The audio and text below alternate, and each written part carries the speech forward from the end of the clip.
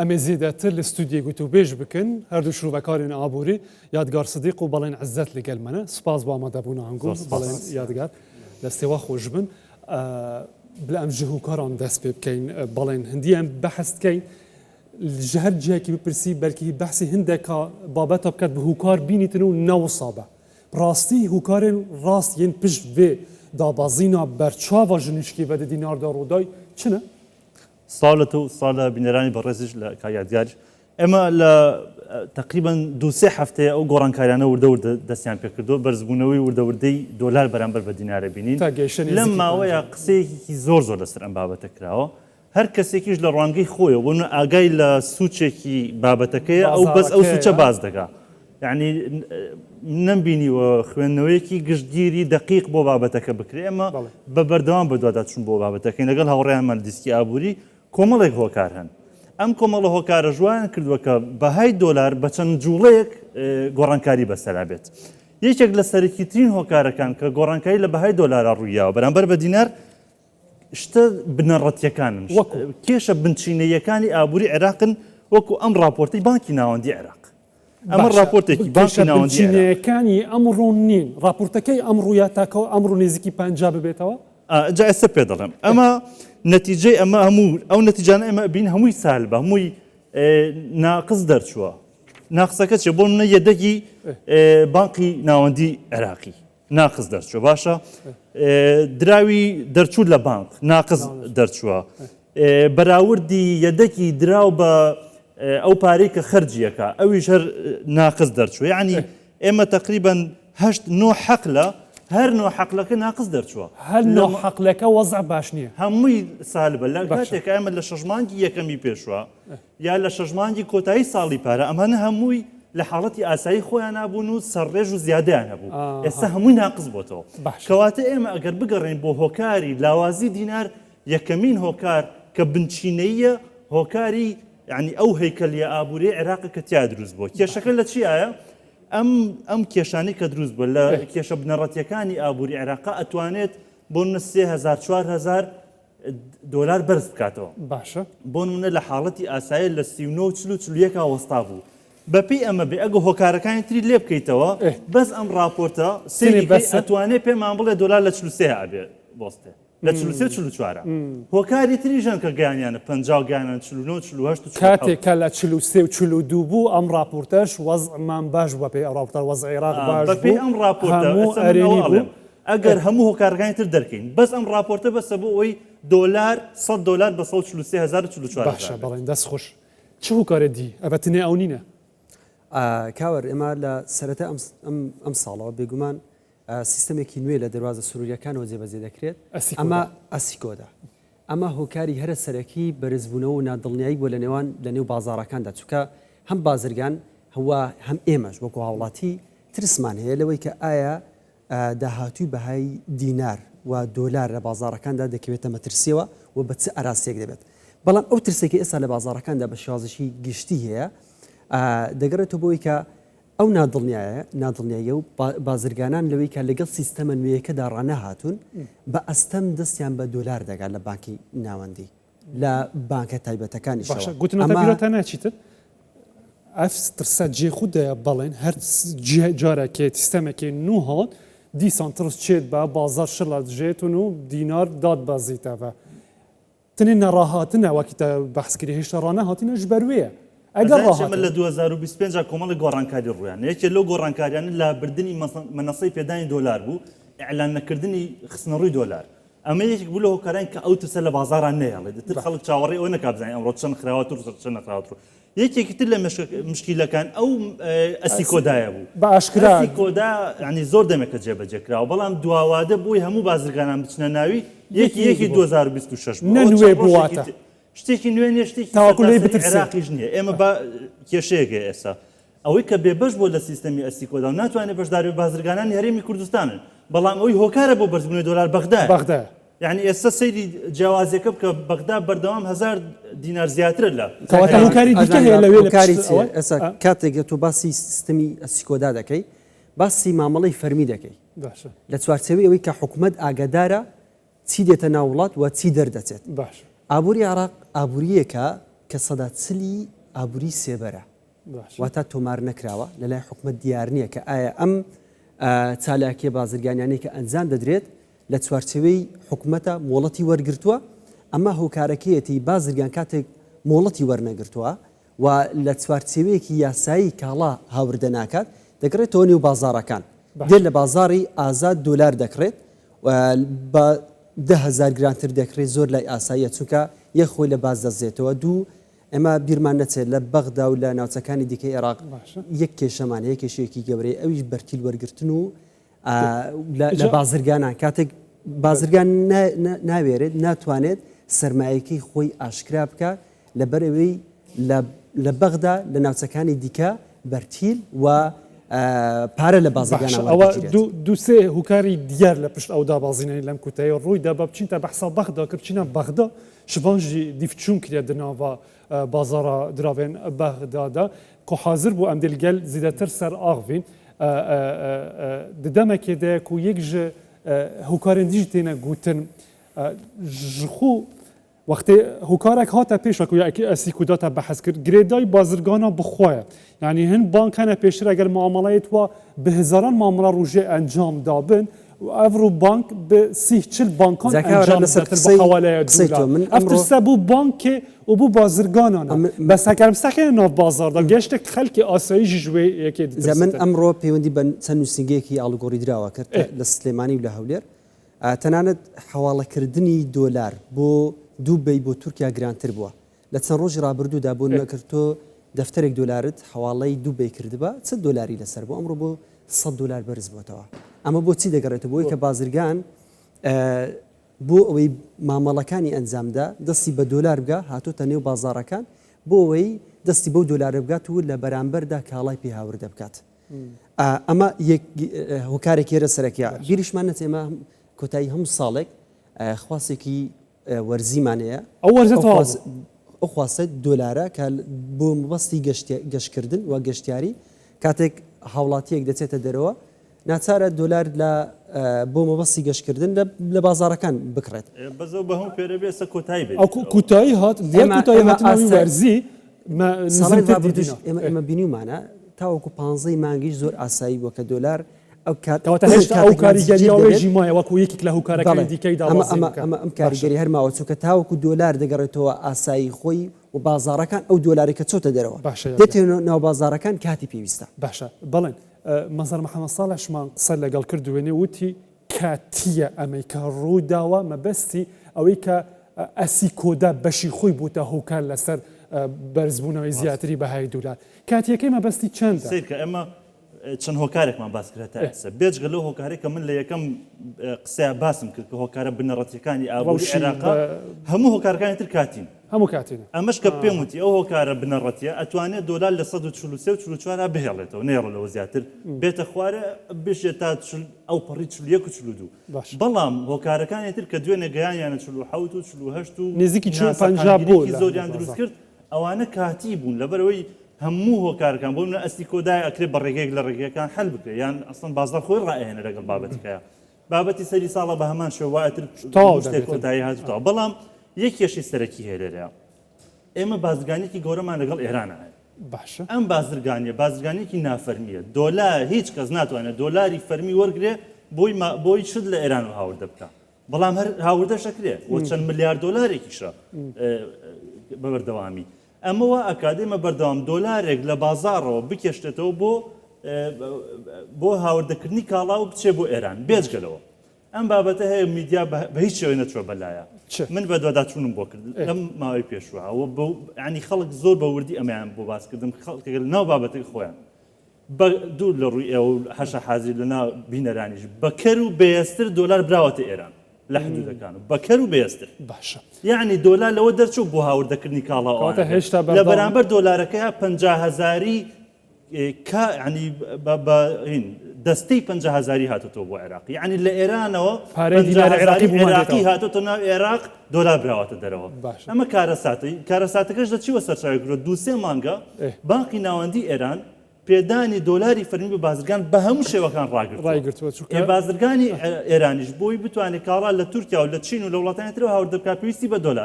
دۆلارەکەش ئەو دۆلارێکە لە عێراقەوە ڕۆ اف ناجيريا بهاي دينار بتايبات الداوية الصالة ده العراق بو عراق تشتكي نونينا هن هو كار النو بلكي هابن بس اف ناجيريا يا نونينا يا نو لقلبي خرابتر ليكريا برسا دولار شينو سبيا زيادة ترك باش سر بازاري تشكريا يادقر افا بو شنو كان زيادة تربو لهرما كردستان وعراقي الولاتين دين جهه بس الفيران وكا روج بروجا زيادة تر دبيتن جدوهية دنا برا نرخ دولار شینو یه سپیدا کاور مامەڵەکاران ئەگەر لە کەرتی خانوبەرەدا بگریت و لە ئۆتۆمبیلدا ئەگەر چی ئۆتۆمبیلێک بکڕیت ئەو کەسەی کە ئۆتۆمبیلەکە لێکری دەڵێ من بەس دۆلاری شینم پێویستە دۆلاری شین لەبێ نامێت ئەکید کەسی دیکەش باوی بەس شین ئەوی دیکەش باوی بەس شین خواستی بازار ئێستا بۆ شێوازەی لێ هاتووە هەم بۆ پاشەکەوتکردن و هەمیش لایەنی تەزویر و سەلامەتی دەوترێت ئەم دۆلارە باشترە ئەمە لە لای هاوڵاتی بۆچنی وایە مامەڵەکار بۆچنی وایە کە ئەم دۆلارە تەزویری کەمترە لایەکی دیکە بانکەکانیش بەمان شێوە بەشێکی زۆر لە بانکەکان دۆلاری سپید لێ وەرناگرن ئێمە بیرمان نەچێت کۆتایی ساڵی ڕابردوو بازاری ئەڵگۆری دراوی شاری هەولێر بڕیارێکیدا کە پێشتر نیوە بەنیوە بوو دۆلاری سپی و شین واتە لە دەفتەرێک نیوە بەنیوە بوو بەڵام دواتر کردیە هەفتا بەسی دوای ئەوە کە ئەمە زۆر جێی نیگەرانیە نیگەرانە نێو بازارەکان دروست کردووە سلێمانی پێشتر کە هەفتا بەسی بوو کردێ 20 بە هەشتا کە ئەمە پێمان دەڵێت ئەمە نووسنگەکانی ئاڵوگۆڕی دراو لە سلێمانی لە هەولێر بەشێکن لەو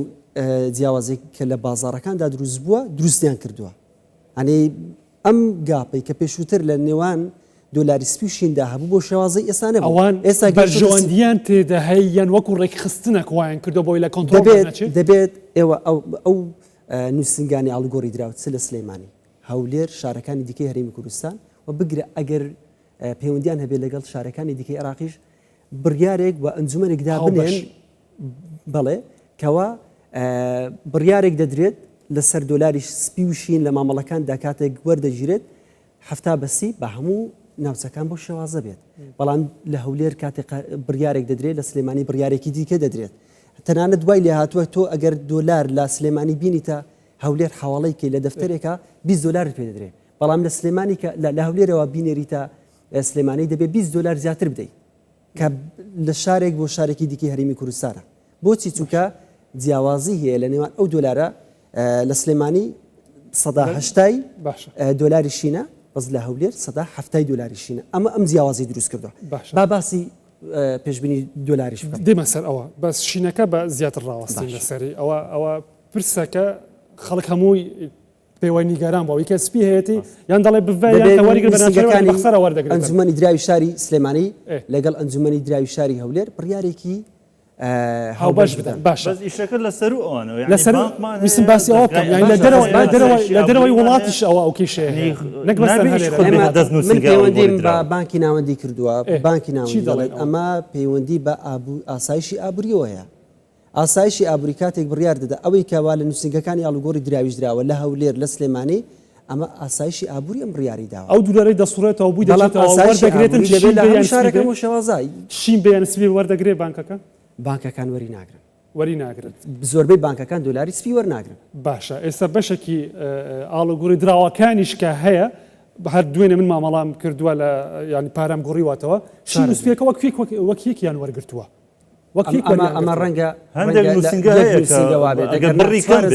ئەگە بڕی کەم بێ بۆ منە 200 دلار 300 دلار هەندێک چاوپۆشی دەکەن بەڵام بۆ منە 1000 دلار بەرە 10,000 دلار بەرە زیاتر وەری ناگرن جاگەر 96 بە هەروەری ناگرن باشە لە جیفان نابی میهینیتە دەرەوە گەر 96 بێ باشە یەکێک لە هوکارەکەی دیکە هەیە پێشەوە بینە سەر پێشبینەکانی یادگار لە سوچێکی دیکە باسی سوچت کرد هەر سوچەک و ئەوەی کە خۆی ئاگادارە دەڵێ ئەمە هوکارە ئێستا دوو هوکاری سەرەکی باسمان کردووە کە یەکێکیان لەوانەیە کاتێکی زیاتری بوێ ئەو راپۆرتەی بانکی ناوەندی تا چارەسەر ببێتن کێشەکانی و تەسیر لە دینارکە یەکی دیکە ئەسی کۆدە لەوانەیە کاتی بێ وەکو ڕاوێژکاری سەرۆکوەزیری عێراق خوش تەکیدی لێ کردوتەوە زیاتر ئەوان نزیکەوە ئاگادارن ئێوەش بەدواداچوونتان بۆ کردووە کە کاتیە بەڵام لایەکی دیکە لەگەڵ چوونە ناو ساڵی 2026 ساڵی نوێ وەکو ساڵی ڕابردووشمان بینی باز باسی دەستکاریکردنی نرخی فەرمی دولارە لەلایەن حکوومەتەوە کە جێگیر بکاتن لە پروژە ئاسای بودجێ 2026دا ئەمە ئەگەرەکە دەکرێت ئێستا پێویستی پێ بێتن عێراق ئەزانی ئێمە چەند هۆکارێکمان هەیە کە وا لە بانقی ناوەندیەکە وا لە حکوومەتی عێراقیەکە کە دەستکاری بەهای فەرمی دۆلار بکە ڕاست و دروست ئێستا هیچ جێک لە ئەگەرانە لە ئارایانی یەکێک لە ئەگەرەکانەوەیە دابەزینی نرخی نەوتە بۆ $49 باشە ینی هەندێک قسە هەیە ئەوەترێ بانکی لەبەری لە ناو بودجەیە نەوت بە $70 دانراوە ئەگەر بێتە خواتر ئەبێت دەستکاری بکرێت ئەمە ڕاز نییە بودجەی عێراق ئەو بودجە فعلی کە هەیەی نەگەوی کە لە ناو یاساکەیان نووسراوە ئەو بودجە فعلی کە هەیەی تەحملی ئەوەکان نەوت تا $48 و $49 دابەزێ ئەگەر لەوە کەمتر دابەزی وەکو ئەو کاتی کۆرۆنا کە ڕوویە هاتە $35 و $30 و کەمتریش ئەو کاتە یەکێک لە ئەگەرەکان بۆ پڕکردنەوەی ئەو کورتانە کە دروستە بێ دەستبردنە بۆ دەستکاریکردنی بەهای دۆلار هەتا ئێستا ئێمە تقریبا ئێمە نەوت لەسەر $60 یعنی لانی کەم ئێمە $10 $12 دووری لەو ئەگەرە ئەمە یەکێک لە ئەگەرەکان یەکێکتر لە ئەگەرەکان کە باس دەکرێتوترێ دابەزین و ناجێگیری بەهای دینار هۆکارە بۆ دەستکاریکردنی نرخە فەرمیەکەی ئێمە ئەو کاتی کە 2020 کە دەستکاری بەهای دۆلار کرا بەهاکەی بەرز کرایەوە کرا بە 145,000 هەتا 2023 بەردەوام بوو لە مانگی دەی لە سەرەتای 2023 مانگی 2023 پارێزگاری پێشووی بانکی ناوەندی لابرا علی علاقرا پارێزگاری بانکی ناوەندی دوای مانگونیوێک ڕاستەوخۆ ئەو خۆی دەستکاری بەهای دۆلاری کردەوە دەتەوێت بڵێیت ئەو دەستکاری ناکاتەوە سیاسەتی کە ئێستا بانکی ناوەندی پەیڕەوی ئەکات بە سەرکردایەتی علی علاق هەتا ئێستا لەو قەناعەتیان نییە کە دەستکاری بەهای دۆلاری فەرمی بکات ئەمە بڕاوەتەوە هەر کەس باسی ئەو بکە ئاگای لەم ئەگەرانە نییە باشە ئەوە بڕاوەتەوە ئەو هوکارەیەکەمە باست کرد نرخی نەوتەکە ئەگەر هات و ئەو $10 لە دەستدە لە نرخی ناودا کەواتە ئەگەرەکە داوێت بیکە کەواتە پێشبینەکان بوو ناو چی دەڵێن یادگار پێشبینەکان بەو ئاراستەیەن کە نرخی نەوت لە دابەزینە بە تایبەتی ئەوەی کە ئەمریکا بگومان ئێستا گەورەترین لێدەگی نەوتی جیهانی کەوتۆتە دەست ڤەنزوێلا ئەگەر ئەمە نەوتە بێتەوە بازاڕەکانی جیهان بگومان ئەمە بۆ تێدا بکاتن کۆمپانیەکانی ئەمریکا دەیانەوێت ڕوو لە ڤەنزوێلا بکەن بۆی کە وە بەرهێنان بکەن بێگومان ئەگەر ئەمە ڕوو بدات فشار دەخاتە سەر نرخەکانی نەوت بەڵام ئێمە شتێکی تریشمان هەیە فشارەکانە بۆ سەرکەرتی نەوت و گازی ئێران چاوەڕوان دەکرێت لە چەند مانگی داهاتوودا فشارەکان لەسەر کەرتی نەوت و گازی ئێران زیاتر بێت ئەمە ئەگەر ئەمە بەدی بێت بێگومان ئەمەش پشگیریەک بۆ نرخی نەوت دێنێتەوە کە بەو ئاستە دانەبەزێت عێراق دووتر دەبێتەوە لەوەی کە بڵین ئەها دەستکاری نرخی فەرمی دەکات بەڵام بۆ بەهای دۆلار با ئەمنم پێشبینی با بێنە سەر ئەوە لە ڕووی تەکنیکیەوە حەزت لێ باسی بکەم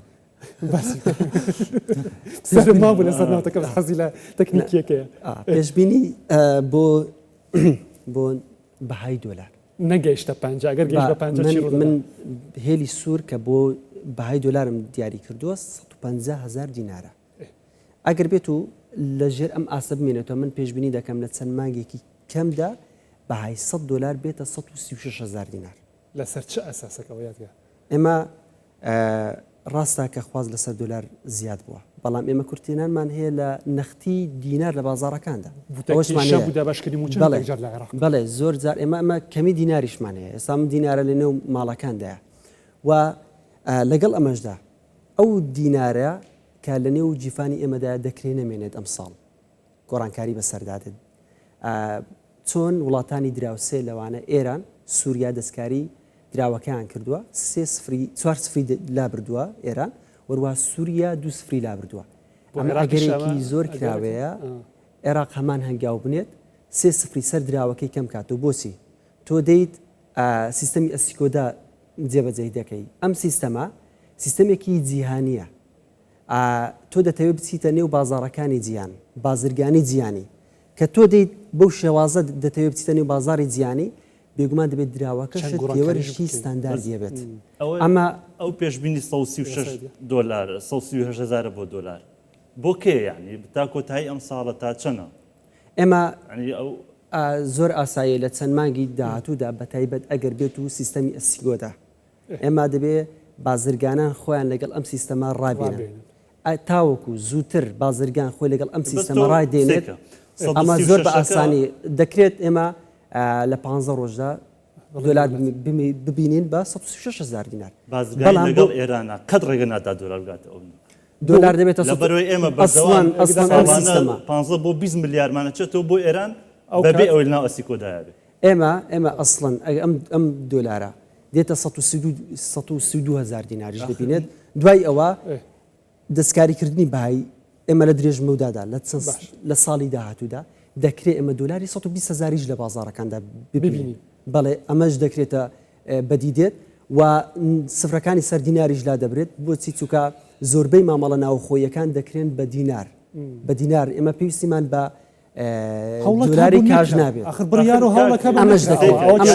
ئەمەش خەڵک شتێکی ئەوێ کە ئێستا تۆ پێ بڵێ بۆ 2 مانگ 3 مانگ 4 مانگ 6 مانگ تۆ بڵێ لە داهاتوو ئاگاتە ئێمە دەڵێم ساڵی داهاتوو دلار دەبێتە 132,000 لانی کەم دەبینێت بە کورت یادگار ئەم دەمەوێتەوە بڵێم دۆلار 150,000 تێنەپەڕێنێت هەم ئەو هەوڵاتیانێک کە دۆلاریان هەیە بیکەن بە دینار باش دینارەکە جێ ئەمان بەڵێن بەبێ مەلایەت بۆچی چووکە لە ژێر 150,000 دینار ماوەتەوە دینار بەرز دەبێت تو ئەوەی کە یادگەر باسی دەکات تو بوو دوور ماودا دەبینی باسی کەواتە تو باسی کورت ماودا دەکەی کورت ماودایەکە یەکێک لە هوکارە سەرەکیەکان هێناتە زمان کە ئەو راپۆرتەی بانکی ناوەندیە ئەم راپۆرتەی بانکی ناوەندی لەم دوو خەیک ئێستا عێراق تێدا پارێتن وا دەمەنێتەوە واتە دولارش بەو شێوە دەمێنێتەوە بەچی ئەمە چا دەبێت بەچی ئەمە چا دەبێت بەس یەدەگی بانکی ناوەندی 100 میلیارد ئەوەش ناکرێت ئەوە ناکرێت لە عێراق سەر ناکرێت لەبەرەوەی ئەسڵن بنیاتی ئابووری عێراق نەکرد عێراق هەموو وڵاتە نەوتیان لە ناوچەکەیان بنیاتی ئابووریان ڕێگە بۆ نادا باشەکەواتە ئەوە ناکات ئەو بگەینەوە ئەوی کە یادگار باس کرد 50 شتێ پاڕێت و زیاتریش ببینین ئەنجا سێ کە ئێمە ئەزانێت ئەمە با بکەین بە قۆناغ بە قۆناغ دۆلار ئەگەر ئێمە بوون 20 ساڵ وەرگین 2005 تا ئێستا 2025مان تاوا کردووە ئەم 20 ساڵە وەرگین دۆلار بە هەرچەند بوو بێ فەرمیەکەی لانی کەم 3,000-4,000 فەرق بۆ لە بازارە بە تێکرا وەریگری هەندێک جارە بۆ ڕۆژێ بۆ 2 ڕۆژ نزیک بۆتەوە و داش بەزیوە لە نرخە فەرمیەکەی کە هەیە من جارە بۆ 1000 دینار لە نرخە فەرمیەکە کەمتر بووە بەڵام بۆ ڕۆژێ بۆ 2 ڕۆژ ئەوە حساب نییە بە شێوەیەکی گشتی بازار 3,000-4,000 ئەوێ گاب بێ لە بینی ئەو نرخە فەرمیەکەیە ئێستا بەبوونەی ئەو کێشانەی کە هەیە کێشەکان لە چیایە بۆ تۆ بە شێوەی دیجیتاڵی پارە سەرفەکەی ئەزانی هەر 100 دلارێک بە شێوەی دیجیتاڵی سەرفکرێ 138,000ەکەوێ لەسەر خەڵک چۆن دلارێت 136 ئێمە ئەڵێن ئەگەر هەموو بازرگان بچن ناو سیستەمی ئەستیکۆدا هەموو بازرگانان بچن ناو سیستەمی ئەستیکۆدا ئێمە بازرگایمان لەگەڵ ئێرانە هەیە ئێمە گاز لە ئێرانەوە هاوردە ئەکەین دۆلار ئەچێ بۆ ئێران من پێم وتی بە شێوەی جۆراوجۆری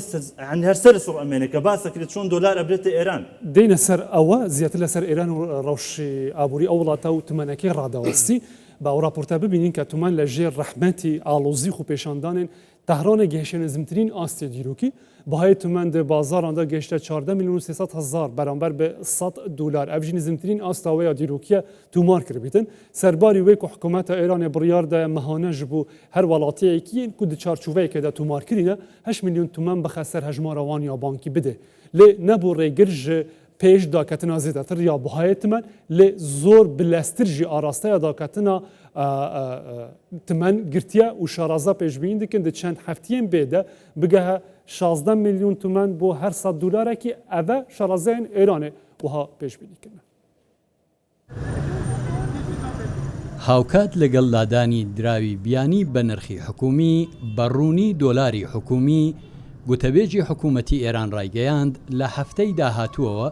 نرخی کاڵاسەرەکیەکان لانیکەم لە نێوان 20 بۆ 30% گران دەبن. فاتیمە مهاجرانی لە چاوپێکەوتنێکی تەلەڤیزیۆنیدا ڕایگەیاند بۆ کۆنتڕۆلکردنی ئەو گرانیە مانگانە 1 میلیۆن تمەن پشتیوانی حکومی بە هەموو هاوڵاتیەکی ئێرانی دەدرێت. دولت یه مصوبه‌ای رو داره که در اون مصوبه حکومت بڕیارێکی پەسەند کردووە کە بەپێی ئەو بڕیارە هەموو خێزانێکی ئێرانی هەریەک لە ئەندامانی هەموو خێزانێکی ئێرانی مانگانە 1 میلیۆن تمەنی پێدەدرێت. دیارە کە بە ئازادکردنی نرخی دراوی بیانی و بە گواستنەوەی ئەو بڕپارەیە حکومت بە ناوی پشتیوانی حکومی لە سەرەتای زنجیرە توێژەکانەوە بۆ کۆتایی زنجیرە توێژەکان هەیبوو نرخی بەشێک لە کاڵاکان زیاد دەکات. کە سێ کاڵا نرخەکەیان زیاتر زیاد دەکات وەکو ڕۆن، مریشک و هێلکە. بە پێی میدیاکان هاوکات لەگەڵ دەستپێکردنی دانانی یەک نرخ بۆ دۆلار بە بەهای 132,500 تمەن بەشێک لە کاڵاسەرەکیەکان 2 بۆ 3 هێندەی نرخی خۆیان گران بوون و هەندێک کاڵاش لە فرۆشگەکاندا نەماون. هەروەها نرخی دۆلار لە بازاری ئازاددا جارێکی دیکە سنووری 144,000 تمەنی تێپەڕان. مەسعود پزیشکیان سەرۆکۆماری وڵاتەکەش لە وتارێکیدا ڕەخنەی لە گۆڕانکاریەکانی پەرلەمانی وڵاتەکەی لە پرۆژه یاسایی بودجەگرت. پول بدید ما هرچی پول داریم و داریم به همه میدیم. دەڵێن پارە بدە ئێمە هەرچی پارەی هەمانە خەریکین بە هەمووانی دەدەین.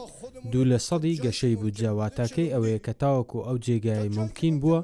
خۆمان ڕێک گوشیوە. پاشان دەڵێن تۆ موچە زیاد بکە باجەکەش وەرمەگرە. باشە ئەوە موچەکەم زیاد کرد پێم بڵێن ئەو پارەیە بە چی بدەم. نەوتەکەشمان کە سزای خراوەتە سەر ئێمە خۆمان وڵاتەکەمان تووشی قەیران دەکەین و پاشان دەڵێن ئەوە بۆ وای لێ هات. لە کاتێکدا پەرلەمانی ئێران بە مەرجی گۆڕانکاری لە بەشی بژیوی خەڵکدا خاڵە گشتیەکانی بودجەی وڵاتەکەی پەسەند کرد کە ناکۆکی حکوومەت و پەرلەمان لەوبارەیەوە چار نەکراوە و سەرۆکۆماری وڵاتەکەش جەخت لە یەک نرخی کردنی دۆلار دەکات. زیاتر لەسەر ڕەوشە تمەن یا داوی ڕادوەستین بەڵێن سەحتکەینێ هەرچی یا حکوومەتە ئێرانێ و بانکە ناوەندیاوی وڵاتی دکاتن یا نەشێت ئینفلاسیونێ هەڵاوسانێ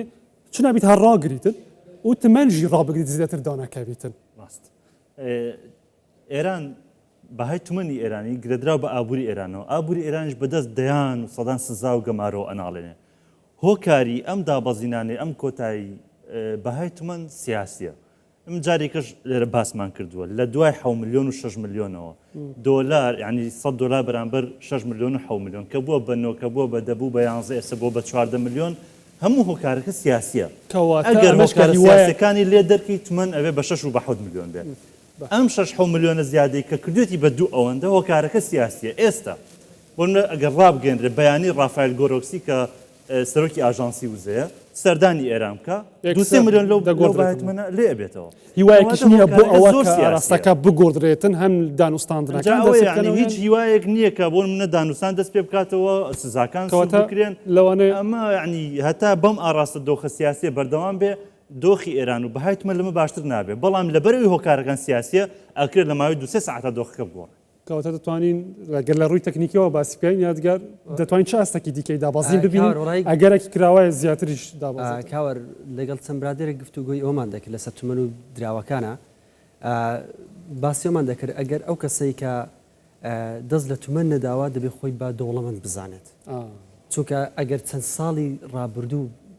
سیر بکەین بەهای تومەن لە 3 ملیۆن و 2 ملیۆنەوە هاتۆتە 14 ملیۆن کەواتە پێشبینی بۆ ئاراستەیە ئێمە داوا لە هەوڵاتیان دەکەین خۆیان لە کڕینی تومەن بە دوور بگرن چونکە بێگومان ئەو دۆخە سیاسێکە لە ئێران هەیە و دۆخە ئابوووریەکە لە ئێران هەیە بێگومان هەر بەرزبوونەوەیەکەوە لە بەهای تومەنیش ڕۆ دەدا کاتی دەبێت و ئاراستەی هەر بەرەو دابەزین دەبێت. باشە بەس یەک جیاوازیە لە تومەنە یعنی ئەگەر سێری لیرەی تورکی و تومەنی ئێرانی بکەیت لیرەی تورکی بە هاکی لە چاو تومەنە زۆر باشترە بەڵام بە بەردەوامی ئاراستی دابەزینە تومەن تایبەتمەندیەکیە ئەڕات ئەگەڕێتەوە بۆ منە ئەبێ بە 14 هەرکە ڕۆی زۆر دەڕوا ئەبێ بە 14 ملیۆن دوای دێتەوە 11 بە 15 ئەگەر یعنی سم پێم وتی سەردانێکی ڕافایل گۆرۆکسی توانێت 2 ملیۆن لە تومەن بکاتەوە کەواتە یعنی ئاراستەکەی فەرقی هەیە لەگەڵ هەر دراوێکترا کە بڵی بەردەوام دائەبەزێ بەردەوام دائەبەزێ و بەڵام گەڕانەوەشی زۆر زۆرە دناوا vê rewşa diravên welatên navçeyê tê de derbas dibîtin li ser asta cîhanê hişyarî tê te dan zîdet li ser wê jî dirawsim û dihê mefnikin got me demekê da behsa qerên ser welatan dikeyn زۆرن ئەو وڵاتین و بەردەوام قەرکردنێ دەنە ژوان عێراق ژی چەند ڕێ دانێنە بەرخوا di wextekî da ku rewşa banka navendî jî li gorî wê raporta dawiyar berdestê balênî bû behezkirî wekir bû bideyekî ji hûkarên ku serekî bêdanan bû daketina zêdetir ya bihayê dînar beramber bê dolarê Emerîkî eger hûşyarî belên bû welatên dunyayê bêdan li ser rewşa ew welatê da derbaz dibin bi taybet ji aliyê nextîneyî ve عێراق di nava vê hûşyariyê de kîve ye عێراق کێشەیەکی گەورەی هەیە ئەو قەرزانەی کە هەیەی ڕاستە قەرزەکان زۆر گەورە نین بەڵام ئێستا حالیان بەردەوام پێویستی بۆیە قەرز بکە ئێشە لە ڕێگەکانی عێراق بۆ پڕکردنەوەی ئەو کورتێنانی کە هەیەی دوو شێوازی قەرزکردنە قەرزی ناوخۆی و قەرزی دەرەکی ڕێگەیەکی تریشی هەیە کە فرۆشتنی سەنەتادی خەزانەی ئەوەی خۆیەتی قەواڵەدارایەکان ئەفرۆشە کڕیاریان نییە قەواڵدارایەکان یعنی من لەبیرمە لە ماوەی پێشوو لە سەدا حەوت و لە سەدا هەشتی سوی ئەیا بە خەڵک بۆی خەڵک بچە قەواڵە بکرێ خەڵک نەیەک ئەوە بوو نەبوونی متمانە دەگەڕێتەوە بە بانک نییە متمانێ بە حکوومەتی عێراقی نییە خەڵک خۆی لە نایە بەشێکیش پەیوەندی بەو هۆشیارەی خەڵکێ بەو ینی عەقڵیەتی خەڵکێک کە لە ڕووی ئیسلامیەوە لە ڕووی ئاینیەوە ئەڵێن حرامە ئەمە یەکێک لە هۆکارەکان کەواتە عێراق مەسلەی پڕکردنەوەی کورتێنانکە بە قەواڵی دارایی یەکێک لە ڕێگە خراپەکان ناتوانێت پڕکاتەوە قەرزی دەرەکی لە کاتێک ئەتوانێت قەرز دەرەکی بکەیت کە احتیاطە ینی یەدەگی دراوە بیانەکەت لە ئاستێکی باشە بەڵام ئەو راپۆرتە پێمانەڵێ یەدەگی دراوە بیانەکەشی زۆر دابەزیوە یەدەگی زێڕشی بە هەمان شێوە کەمی کردووە کەواتە ئەمە عێراق لە دۆخێکانیە لە مۆزعیا بتوانێت قەرز بکە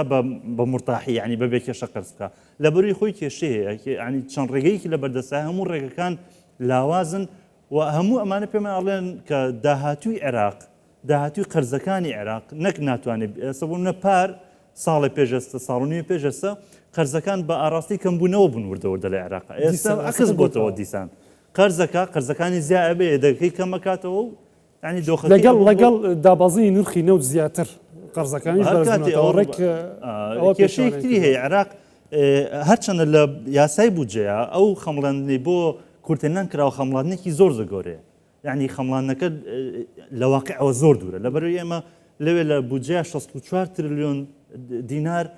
کورتێنان دانراوە بەڵام لە واقعە 10 تریلیۆن و 8 تریلیۆن و 9 تریلیۆنە یعنی خەمڵاندنەکانی ئابووری عێراق زۆر کارە ساتن بەشێک لە کێشەکە کە دروست دەبێت لە واقعە ئەوەیە خەمڵاندنی کردو بۆ نرخی نەوت بە بەردەوام $10 فەرق خەمڵاندنی کردو بۆ کورتێنان ینی 1/5 ڕوودەدا خەمڵاندنی کردو بۆ داهاتەکانی خۆی 200 تریلیۆن دینار بێ بەڵام 140 ینی خەرجەکانی 200 تریلیۆن دینار بێ بەڵام 130 تریلیۆن خەرجی بینیمانەوەی کە تەزبیتیش کرد لە بۆ پرۆژە بودجەدا وای کرد کە ئەوەش دوور بێت کە دوور بوو لە واقع وەکوت و باست کردنەوەی لەسەر تەخمین بودجەدانراوە جێبەجێشی نەکردوو لە جێبەجێکردن ئەگەر بێتن چی وایەک بە بودجەی 2026 بێتن کە هێشتا هەردەستی لێ نەداوە هێشتا حکوومەتی نوێ پێک نەهێنراوە کە ئامادەکاریشی بۆ بکات ئەگەر سیرمان کردبێت لە نۆمانگی یەکەمی ساڵی 2025 زاتەکانی وەزارەتی دارایی بڕی 99 تریلیۆنی خەرجی هەبووە لەم بڕە 85 بۆ موچە و خەرجەکانی بەکاربردن بووە تەنیا 14 تریلیۆنی بۆ بەرهێنان بووە کە ئەمە کێشەیەکی دیکەی بەردەم ئابووری عێراقا لەگەڵ ئەمەشدا بیرمان نەچێت دامەزراوە جیهانەکانی لەوانە S&P ڕزبەندی قەرزەکانی عێراقیان لە 1 پلە ئێمە